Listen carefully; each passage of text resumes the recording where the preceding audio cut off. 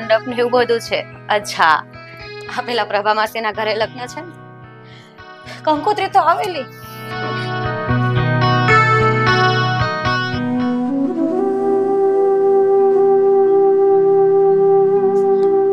બા, દાદા, આજે આ પરિવારમાં બધા જ છે, મને કોઈ કમી નથી. પણ તમારી કમી આજે મને કેટલી ખલે છે. મારી જિંદગીનો આટલો શુભ દિવસ આવે છે. આ આંગણે અવસર છે, મારો માંડવો નખાશે આંગણે, મને બધાના આશીર્વાદ મળશે. પણ કાશ મારા માથે તમારો હાથ રહે તો મને આ કમી ક્યારે ખૂચતે નહીં.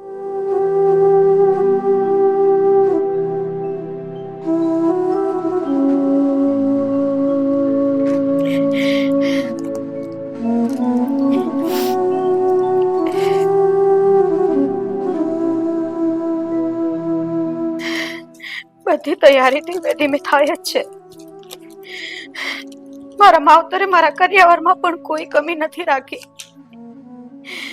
મને બધું જ આપ્યું છે, પેટ ભરીને વસ્તુઓ તો આપી છે, પણ સંસ્કારોમાં પણ કોઈ કમી નથી.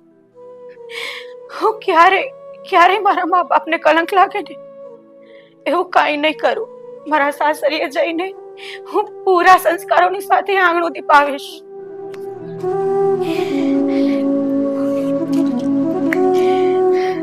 મંડપ ઉપર દીવો વરકન્યા ગણું જીવો મારી બેની સાસરિયું કડવું ઝેર છે. સાસરિયામાં સાસુ તેની તો પડાવે આંસુ મારી બેની સાસરિયું કડવું ઝેર છે. સાસરિયામાં સસરા તેની તો કડાવે કચરા મારી બેની સાસરિયું કડવું ઝેર છે. મંડપ ઉપર દીવો વરકન્યા ગણું જીવો મારી બેની સાસરિયું કડવું ઝેર છે. સાસરિયામાં સાસુ તેની તો પડાવે આંસુ મારી બેની સાસરિયું કડવું ઝેર છે. સાસરિયામાં સસરા તેની તો કડાવે કચરા મારી બેની સાસરિયું કડવું ઝેર છે. આ ગીત સાચું હશે? સાચું સાસરિયું કડવું ઝેર હશે? મારા લગ્નને તો માત્ર 20 દિવસની જ વાર છે. મારે પણ સાસરે જ જવાનું છે ને? મારે પણ એવા કડવા ઝેર જેવા સાસરિયાની વાટ લેવી પડશે? સાસુ, સસરા, નણંદ, દિયર, આ લોકોના કડવા વેણ મારે પણ સાંભળવા પડશે? શું આ ગીતની આ હકીકત સાચી હશે? અરે, આ બધું હું ગીત સાંભળીને જ કેમ વિચારું છું? આનું પ્રત્યક્ષ પ્રમાણ તો મારી ફ્રેન્ડ કાજલ જ છે. અરે, બિચારી કાજલને એના નપાવટ સાસરિયા વાળાએ એનું જીવવાનું ધૂળ ધાણી કરી નાખ્યું છે. અરે કાજલ, હા, તું ક્યારે આવી તારા પિયરમાં? એ તો સારું થયું કે આ બાજુવાળા રેવા કાકી મને મળ્યા હતા કાલે. તો એ કહેતા હતા કે પેલી કાજલડી એના સાસરિયામાંથી કેટલા દિવસથી આવી છે એના પિયરમાં અને અહીંયા પડી છે અને પાછી સાસરિયામાં જવાનું નામ પણ નથી લેતી. અને ગાંડી, તું આટલા દિવસથી અહીંયા આવી છે તો મને મળવાય ના આવી મારી બેન? છોડ ને, રેવા કાકી તો છે જ એવા. આ આખા ગામની આગા પાછી કરવી ને એ તો એમની ટેવ છે, ખસલત છે. કોના ઘરમાં શું ચાલે છે ને શું નહીં. તું વિચાર કર ને, આ મારા બાપનું ઘર છે, આખો જન્મારો અહીંયા પડી રહું તો એમને શું? અરે એમને શું કામ પેટમાં દુખે છે? અરે હા કાજલ, તારી વાત તો સાચી છે. આ રેવા કાકી તો છે જ અળવિતરા. જ્યાં સુધી બીજાની આગી પાછી ના કરે ને ત્યાં સુધી એને ખાવાનું પચતું નથી. પણ કાજલ, તું મને એક વાત કે, તું અહીંયા આવી આટલા દિવસથી પણ મને મળવા કેમ ના આવી? રાધા, સાચું કહું ને તો કેટલા દિવસથી મળવા આવું કરતી હતી, પણ તને મારું દુઃખ જણાવીને દુઃખી કરવા નહોતી માંગતી. એટલે આજ જઈશ કાલ જઈશ કરતા કરતા આટલા દિવસો નીકળી ગયા. સાચું કહું તો તારી પાસે આવતા મારો પગ ઉપડતો જ નહોતો. પણ બેન, આપણે તો પાક્કા ફ્રેન્ડ છીએ ને, બેસ્ટ વાળા. અને હા, આપણે તો નાનેથી મોટા સાથે જ થયા છીએ. તને ખબર છે, આ શેરીમાં સાથે ભાગમ દોડી રમતા હતા, ખબર છે ને તને? હાસ તો યાદ જ હોય ને. આ નાનપણમાં એકબીજાના હાથમાંથી ચણા અને બોર ઝૂંટવીને બહુ જ ખાધા છે. એને થોડી ભૂલી શકું. બસ તો પછી જો આ બધી વાત તને યાદ હોય તો પછી મને કેમ તે પરાઈ માની લીધી? અને તને ખબર છે આ જીગરજાન દોસ્ત હોય ને એની સામે જો દિલનું દુઃખ વ્યક્ત કરીએ ને તો દિલ હળવું થઈ જાય છે, મન ઉપરથી બોજ ઉતરી જાય છે. રાધા, તું ખોટું ન લગાડતી. મને તારા પર અપાર પ્રેમ છે અને મારા પોતાના કરતા વધારે વિશ્વાસ. પણ જો ને, આ તારા લગ્નને 20 દિવસની વાર છે. તને મારા દુઃખ જણાવું અને તું સાસરીમાં કંકુ પગલા પાડતા ડરે ને, એના કારણે હું તને કઈ વાત નહોતી કરતી. પણ આજ છે ને, આજે બેસીને માંડીને બધી વાત કરી જ દેવી છે તને. ઠીક છે મારી બેન, આજે જો તું દિલ ખોલીને બધી વાત કરતી જ હોય ને તો રજથી કચ્છ સુધી બધી જ વાત મને જણાવી દે. તારા મન ઉપરથી બોજ હળવો કરી નાખ. ઠીક છે, તો સાંભળ. આ હું સાસરીએથી પહેલી વાર આણું વળીને ગઈ ને, તો મને એમ હતું કે એ બધા બહુ સારા છે. પણ નહીં, સાસરું હોય તો સાસરું, જાતે પ્રકાશ્યા બધા. મારી નણંદ વાતે વાતે કચકચ કર્યા કરે, મારા સાસુ મને વાતે વાતે મેણા ટોણા માર્યા કરે. અને એટલું જ નહીં, આ મારો દિયર તો મને તુકારા ઉકારા જ કરે અને એવું જ કે તું તો તારું કામ કરતો બહુ મોટી વાત છે. હા, શું વાત કરે છે બેન? અરે, મેં તો સાંભળ્યું છે કે આ દિયર માટે ભાભી તો માં સમાન કહેવાય અને એ તને તુકારો કરીને બોલાવી લે. વળી આવું કેમ ચલાવી લેવાય? મારી પૂરી વાત તો સાંભળ. આ તો કંઈ જ નથી.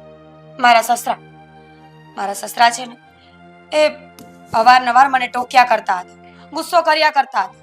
પણ હદ તો ત્યારે થઈ ગઈ જ્યારે એક વખત ખીજાઈને બોલ્યા કે ખબરદાર જો તારી સાસુને કઈ બોલ્યું છે ને તો તારા ટાટિયા ભાંગી નાખીશ.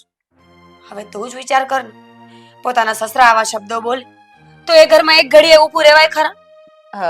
પણ કાજલ, શું એ માણસો વિશે પહેલા તારી ફેમિલીએ કોઈ ભાવ નહોતી મેળવી? કોઈ અણસાર નહોતો તમને કે એ લોકો કેવા છે કેવા નહીં? ના રે ના, આ જોવા આવ્યા ને ત્યારે તો ભોળી ગાય જેવા લાગતા હતા અને એ પણ સિંગડા વગરની.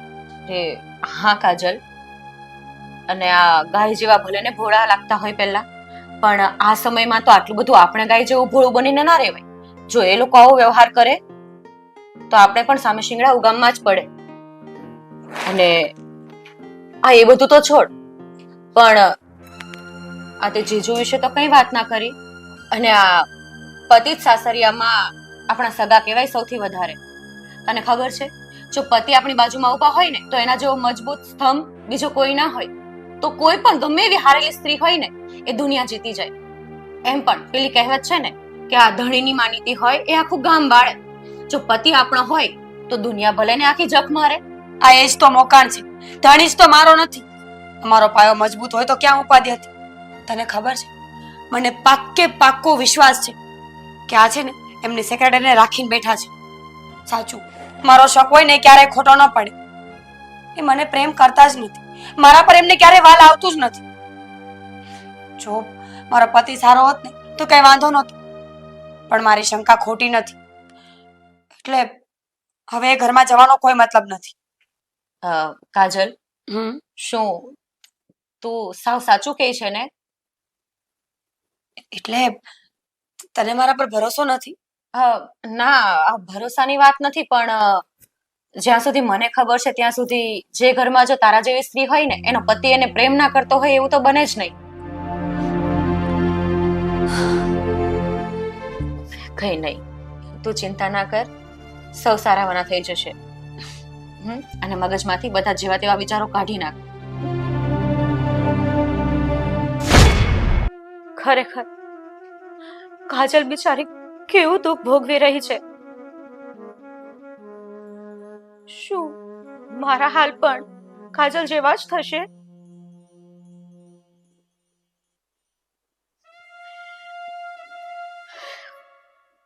ના ના, મારા સાસરિયા વાળો તો ખૂબ જ ભલા માણસો છે. અને અનિલ મારો છે અને 100% સોનું છે. અને મારા ભાવિ સાસરિયા વાળા ખૂબ ભલા માણસો છે અને મને ગળા સુધી વિશ્વાસ છે કે મારા હાલ કાજલ જેવા નહીં થાય.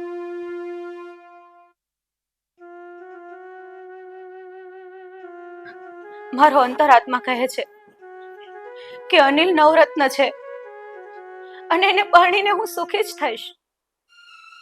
અને હા, મેં મનોમન સંપૂર્ણ રીતે અનિલને મારા પતિ તરીકે સ્વીકારી લીધા છે. તો હવે ભલે સૂરજ ભલે પશ્ચિમમાં ઉગે, પણ મારા નિર્ણયમાં કોઈ ફેરફાર નહીં થાય.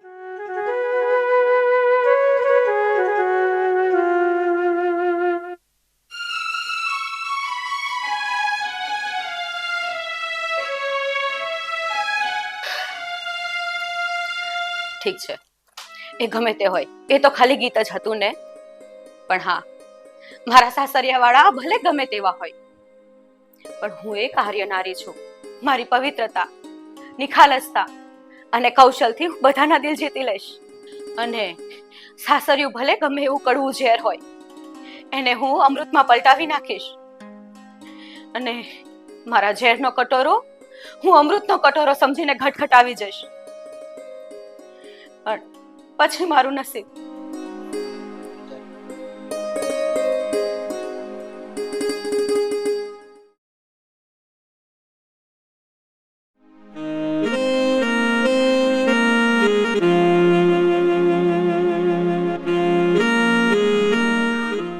જય શ્રી કૃષ્ણ. જય શ્રી કૃષ્ણ. આ શું રાધા, હજી આ ઘરમાં તારા કંકુ પગલા પડ્યા અને માંડ 2 દિવસ થયા છે અને તે ઘરનું બધું કામકાજ પણ કરવા માંડ્યું. લોકો જોશે તો કેવું લાગશે? અરે મમ્મી પણ મને કહેતા હતા કે આ વહુના જે કંકુ પગલા ભૂસાયા નથી, એ એમણે ઘરનું કામકાજ ઉપાડી લીધું છે. જો લોકોમાં આપણું ઝાખું દેખાશે. જુઓ અનુ, હું પરણી ગઈ છું અને આ ઘરની વહુ પણ છું. અને હા, કામ કરવું એ તો સ્ત્રીનો ધર્મ હોય છે, એટલે કામ કરવું તો એમ પણ મારો શોખ પણ છે. અને આજે સવારની જ વાત છે, મમ્મી પણ મને કહેતા હતા કે રાધા, આ શું તું વાસણ ઘસવા માંડી? હા, લોકો અમારી વાતો કરશે, પણ મેં મમ્મીને પણ કહી દીધું કે મમ્મી, આ કામ કર્યા વગર મને ચેન પડતું નથી, એટલે કામકાજ તો હું કરીશ જ. અને આજે સવારે મેં મમ્મીને કામ કરાવ્યું ને, તો ખબર છે મમ્મી કેટલા ખુશ થયા, અને એના મોઢા ઉપર ખુશી જોઈને મને કેટલી ખુશી થઈ એ ખબર છે તમને? અને હા, બીજી વાત કે આજે સવારે મમ્મીની બદલે મેં પપ્પાને ચા બનાવીને આપી, તો પપ્પા તો એટલા હરખાતા હતા, એનો હરખ જોઈને મને કેટલો આનંદ થયો. આનંદ તો મને પણ ખૂબ જ થયો છે તને પરણીને. રાધા, તું ખરેખર મહાન છે. અમારા અહોભાગ્ય છે કે તારા જેવી ગુણી અને સુશીલ સ્ત્રીના કંકુ પગલા અમારા ઘરમાં પડ્યા. ખરેખર કહું તો અમે તો ધન્ય ધન્ય થઈ ગયા રાધા રાણી. બસ હવે બહુ માખણ અને મસ્કા લગાવવાનું બંધ કરો. અને આ તમારું ઘર શું વિરાન જંગલ કે કેદખાનું છે કે મારા જેવી છોકરી આ ઘરમાં પરણીને ના આવી શકે? અરે ના ના, મારું સાસરિયું તો મને સ્વર્ગ કરતા પણ સુંદર લાગે છે. પણ રાધા, આપણું આ સ્વર્ગ છે ને અનેક મુસીબતોથી ભરેલું છે. આપણો પરિવાર ઘણો મોટો છે અને પૈસા બહુ ઓછા છે. એમાંય તે વળી હું સૌથી મોટો, એટલે આખા પરિવારની જવાબદારી આપણા પર આવશે. અને આ ડોક્ટરનું ભણવામાં આપણા માથે જે પહાડ જેવું દેવું થયું છે ને, એ પણ આપણે જ ચૂકવવું પડશે. આ બધું જાણવા છતાં પણ તું આ ઘરમાં પરણીને આવી કેમ? બસ અનુ, એટલા માટે કે આ મોટા ઘરની વહુ બનવાના મારા કોડ હતા, અને એ કોડ આજે ઈશ્વરે પૂરા કર્યા છે. અને હા, એમ પણ આ જવાબદારીઓ ઉઠાવવાનું મારા કોઠે પડી ગયું છે, એટલે જવાબદારીઓમાંથી છટકીશ તો નહીં જ. આ જવાબદારીઓમાંથી છટકે તો કાયર કહેવાય, અને હું કાયર તો નથી જ.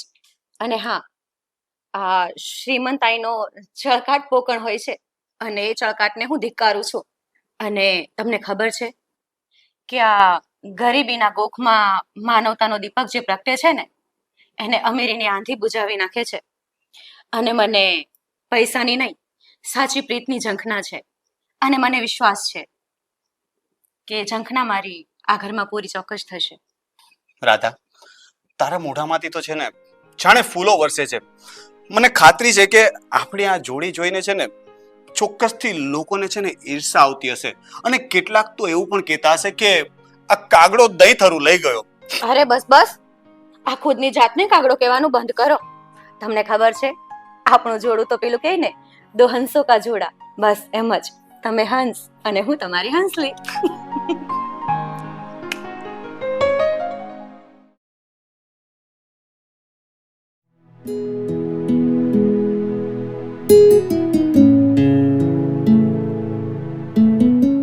જય શ્રી કૃષ્ણ મમ્મી.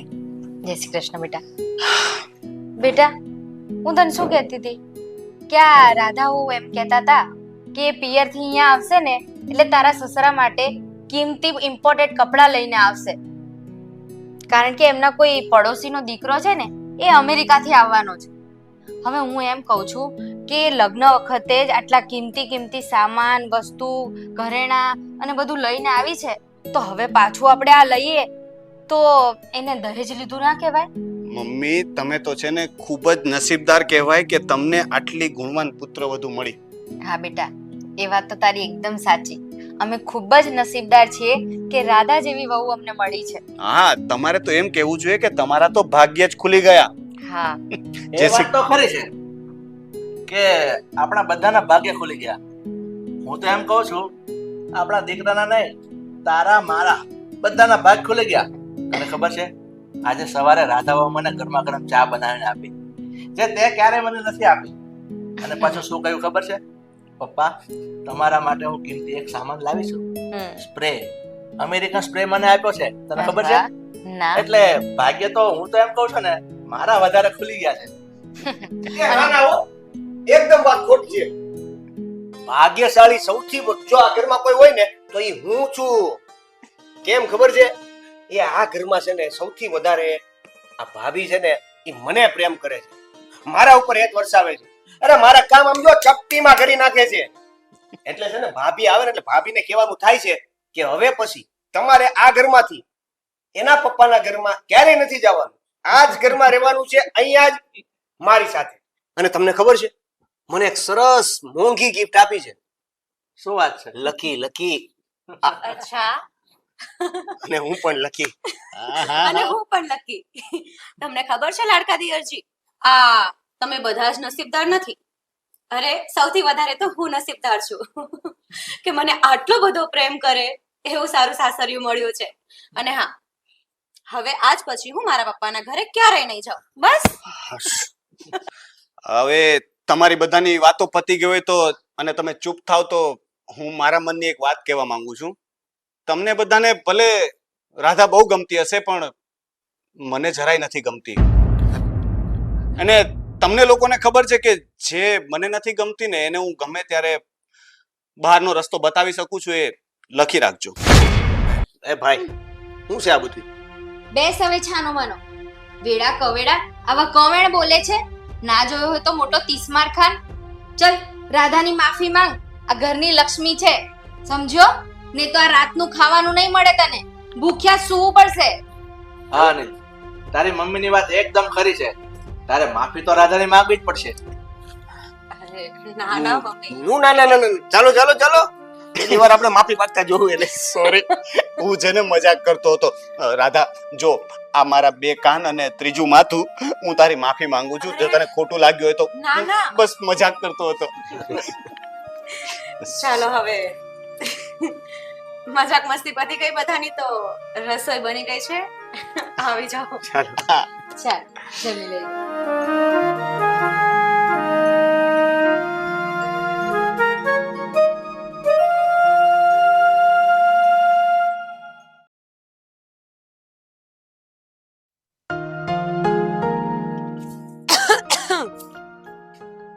અરે કાજલ, હાય. શું હાય મેડમ, આ લગ્નની મહેંદી હજુ હાથમાંથી ગઈ નથી અને આવીને સીધી સાફ સફાઈ ચાલુ કરી છે. રાધાજી, આ તમે નહોતા ને તો જાણે આખા સુરતમાં કોઈએ સાફ સફાઈ જ નહીં કરી હોય. કાજલ, આ શું વાત કરે છે?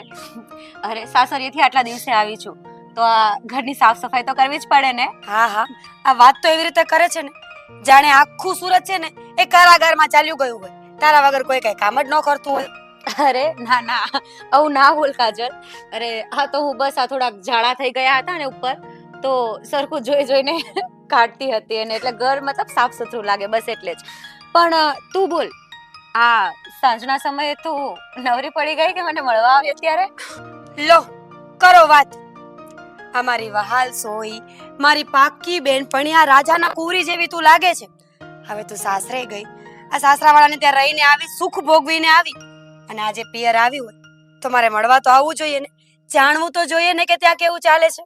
બોલ કેમ છે? અરે કાજલ, હું તો બહુ જ મજામાં છું અને બહુ જ સુખી છું. તને ખબર છે?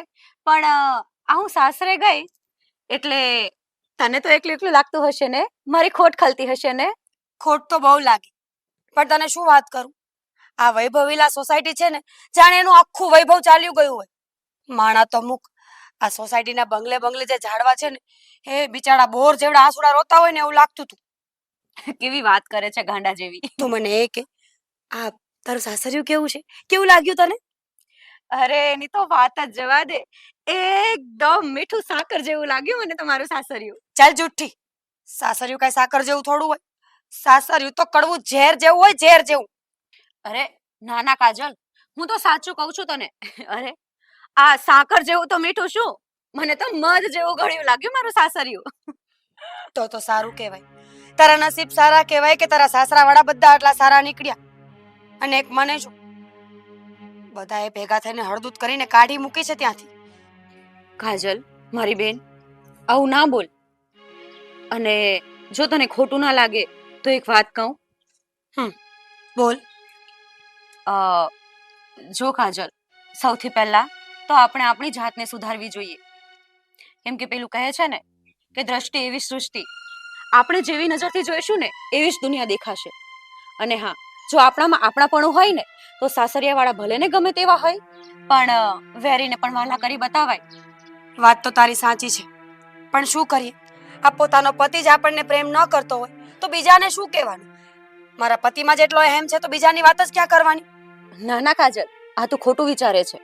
અરે આ પુરુષ જાતમાં અહેમ તો સામાન્ય બાબતે હોય છે, પણ જો આ પુરુષ જાતને સમજવામાં અને પંપાળવામાં આવે ને તો એ સ્ત્રી જાત ઉપર આફરીન થઈ જાય છે. પણ ખરું કહું ને કાજલ, તો આપણે સ્ત્રી થઈને જન્મ્યા છીએ ને, તો આપણે લાગણીશીલ અને સહનશીલતા આ બે વસ્તુ તો આપણામાં હોવી જ જોઈએ. કાજલ, હું તો તને માત્ર એટલું જ કહેવા માંગુ છું કે આપણે પરણીને જે ઘરે ગૃહલક્ષ્મી બનીને જઈએ છીએ ને એ ઘરને સમજવું જોઈએ. અને હા, જો આટલી વાત તો ખાલી સમજી જાય ને તો એ સાસરિયું ભલે ઝેર જેવું હોય પણ તો પણ મીઠું સાકર જેવું જ લાગે. સાચી વાત છે તારી રાધા, તું જે શબ્દો બોલે છે ને એ બધા જ સાચા છે. હું દુખી છું ને તો એ મારી ભૂલના કારણે છું. હું દેવાંગને ક્યારે સમજી જ નથી શકતી.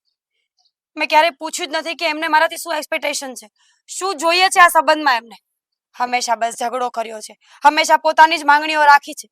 ક્યારે એ નથી જાણ્યું કે પુરુષને પણ દિલ હોય છે, એની પણ લાગણીઓ હોય છે. હંમેશા એમની લાગણીઓ દુભાવીને એના કારણે જ આજે હું અહીંયા છું. મારી બેન, આમ તો ઓછું ના લગાવ અને આટલી નિરાશ તો કામ થાય છે. છોડે બધી વાત, ચાલ થોડીક વાર આપણે અંદર બેસી, હું તારા માટે પાણી લઈને આવું. ના ના, 5 મિનિટ ઊભી રહે ને, પછી મારે જવું જ છે. અહીંયા જ વાત કરી લઈએ ને. રાધા, આજે તે મારી આંખ ઉઘાડી છે. સાચું કહું ને તો મારા સાસરી પક્ષમાં કોઈનો કાંઈ વાંક જ નહોતો. એ હું જ હતી જે કોઈનો આદર નહોતી કરતી, બધાની સાથે તોછડાઈ ભરું વર્તન કરતી હતી. અને મારું મિથ્યાભિમાન છે ને એના કારણે જ મારું ઘર ભાંગ્યું છે. હું પોતે જવાબદાર છું મારા ઘર ભાંગવાની પાછળ. પણ સારું થયું કે તું આજે મારી ગુરુ બનીને આવી, મને સાચી સમજણ આપી કે સ્ત્રી જો સહન શક્તિની મૂર્તિ બની જાય ને તો એ કોઈના ઘરની ગૃહલક્ષ્મી બની શકે, બાકી તો એને હળદૂત જ થવું પડે. બસ કાજલ, હવે તું હિંમત રાખ. અને પેલું કહે છે ને કે દેર આહે દુરસ્ત આહે. બસ હવે તું એક મક્કમ નિર્ણય લઈ લે કે તારે તારા સાસરિયામાં જ જવું છે. નિર્ણય તો મેં લઈ લીધો છે. આજે તો મોડું થઈ ગયું છે, પણ કાલે સવારે પહેલી ગાડી પકડીને દેવાંગ પાસે જઈશ. એ પ્રેમથી નહીં માને ને તો એમના પગ પકડીને ભીખ માંગીને પણ મનાવી લઈશ. આજે મને ખબર પડી ગઈ છે કે સાચું સુખ આપણા ઘરે જ છે, પછી એ ઘર માવતરનું હોય કે પતિનું હોય. જ્યાં સુધી આપણે જ પોતાનું ન માનીએ તો એ લોકો આપણને પોતાના કેવી રીતે માની શકે? કાજલ, મને વિશ્વાસ છે કે દેવાંગ કુમાર એટલા પણ કઠોર દિલના નથી. અને હા, મને એ પણ ખબર છે કે તું તારા દિલની શુદ્ધતાથી એનું દિલ ચોક્કસ જીતી લઈશ. રાધા, સાચું કહું તો તે આજે મારું ઘર ભાંગતું અટકાવ્યું છે, અમારું જીવન ધૂળધાણી થતું અટકાવ્યું. તે મને એવી સોનેરી સલાહ આપી છે કે તારો આભાર માનવો એટલો ઓછો. આજે મને ખબર પડી ગઈ છે કે સ્ત્રીની સાચી જગ્યા છે ને એના પતિના ચરણોમાં હોય છે. સાચું સત્ય સમજાયું તો ખરા, પણ બહુ મોડું મોડું સમજાયું. રાધા, હું કાલે સવારે પહેલી ગાડી લઈને મારા પતિ પાસે જઈશ અને બધી જ વાતનું સમાધાન કરી નાખીશ. ખરેખર તે સાચી સખી હોવાનો આજે મને અહેસાસ કરાવ્યો છે કે મિત્રતા કોને કહેવાય. દુઃખમાં હોઈએ ત્યારે જો મિત્રની સલાહ મળી જાય તો જીવન છે ને નર્કમાંથી સ્વર્ગ બની જતું હોય છે. અને તે પણ એ જ ધર્મ નિભાવ્યો છે. તારો જેટલો આભાર માનું ને એટલો ઓછો છે. ગાંડી, આભાર કઈ માનવાનો હોય મારો? આપણે ફ્રેન્ડ એટલે ગુજરાતીમાં શું કહેવાય? બહેનપણી. એટલે ફ્રેન્ડ પછી તું મારી બહેન જેવી જ છે, પણ બહેન જ છે એમ માન. ચાલો હવે હું રજા લઉં. ના નહીં પાડતી. ખબર છે ને કે મારે ક્યાં જવાનું છે? સમાધાન કરવા. પછી નેક્સ્ટ ટાઈમ હું અને મારા પતિ બંને સાથે આવીશું. શ્યોર. ચાલ મળીએ. ચોક્કસ આવજે. સંભાળીને જજે. હા, and best of luck. Thank you. Thank God. બસ કાજલનું ઘર ફરીથી બંધાઈ જાય.